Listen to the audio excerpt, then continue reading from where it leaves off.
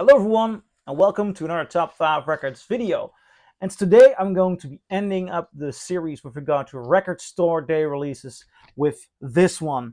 The Soft Machine turns on 67, which is a very interesting release that really got me thrilled this record store day. Why? Well, because this is a early demo of the Soft Machine, which they recorded in the United Kingdom before they recorded their first album.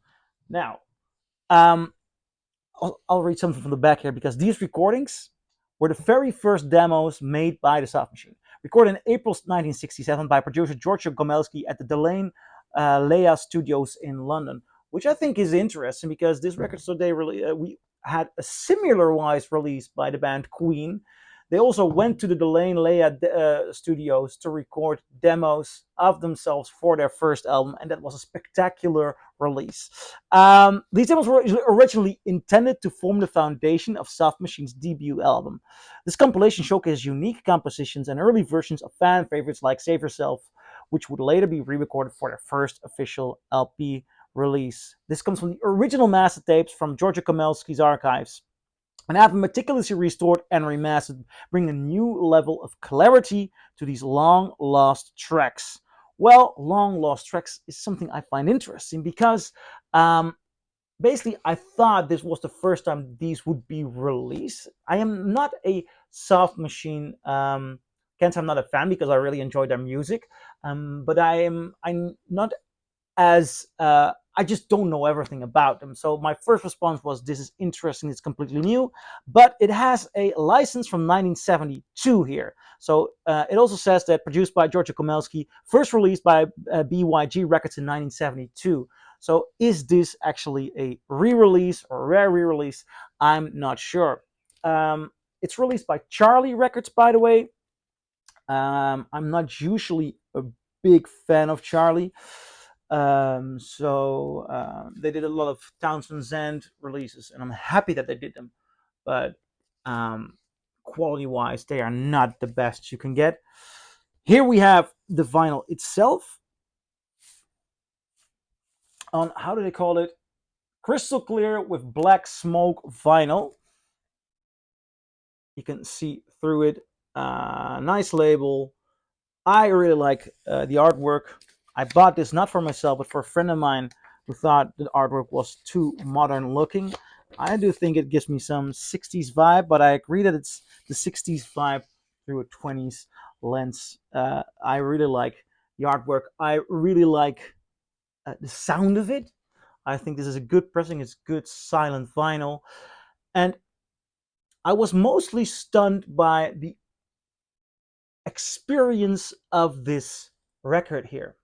Again, I am not too well acquainted with the Soft Machine, but what I do have here is a first American pressing of their first album, and I love this, and I love the sound of it. It has a great. You really hear the production of the '60s psychedelic, hippie influenced era, and it's great. It's a masterpiece. And honestly, listening to this, I find it hard to see in what way that it resembles to this one, because I do not know what the titles of certain songs were when they were demoed and how they ended up here. But sound wise, they are so different. There's one title that is basically the same. The song Save Yourself, great song.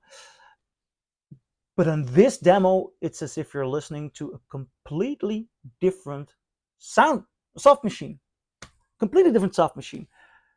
That hippie element in the production, a certain fakeness, a certain reverb or dual element to the vocals, a softer hinge that the first record has. That's all absent here.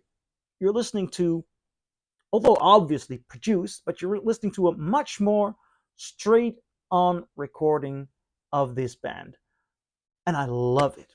I really love it.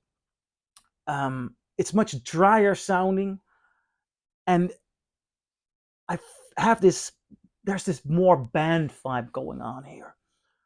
Great collection of demos. They are an awesome band, and there's so much more directness in this recording. It does show a completely different sound, vibe, and idea behind this band. And I really, really enjoyed listening to it.